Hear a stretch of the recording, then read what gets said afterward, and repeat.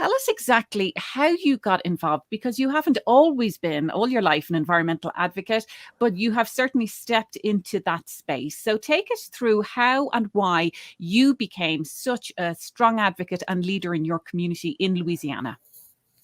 Well, I became a strong leader, not by choice. It just happened. It happened overnight.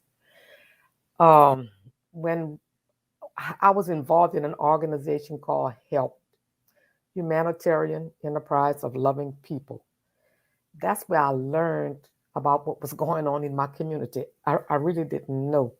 I was teaching school and I worked. I just worked and I went to church and that was it. And then when I joined the organization, I didn't know we had so many people sick with cancer and asthma. And I didn't know all of the chemical plants that were in St. James. And I really didn't know about Cancer Alley until we heard about Wan Wan wanting to come into St. James on the East Bay. And we spoke up. We went to parish council meetings, and I learned about all these chemicals that was being emitted in our community and about the chemicals that was dumped into our drinking water. I found out all of that in that short time. And then in 2018, our governor announced that Formosa Plastics was coming in. And I don't know, it did something to me because it looked like no one was trying to fight industry.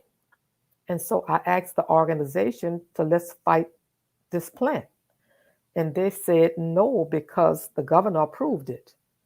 And they said that it was a done deal. And they said that we couldn't fight it. And they said a parish council was going to approve it. And so I felt hopeless. I felt like these people kept telling me that, and I just knew in my heart that something just had to be done. And they told us that eventually we would have to sell our home, we'd have to move out because industry is taking over. And I felt like my grandparents worked for this land, my daddy, and why would I have to sell? Why would I have to leave to let industry come in? So that didn't set good with me at all. I couldn't sleep at night. All I thought about where I would have to go. And then as I started to learn more about it, I found out I had autoimmune hepatitis in 2016. Then I started reading about it, and it said it came from industrial pollutants. And so I don't know, it just made me pray. It made me pray harder and ask God what I should do. And that's when he told me to fight. And he changed me at that moment. He put a fight in me that I can't even explain. It's just beyond my explanation. And he changed me to what I am today, an environmentalist. I didn't even know anything about being an environmentalist. I didn't know anything about fighting the chemical plants, but he drove me into what I am today.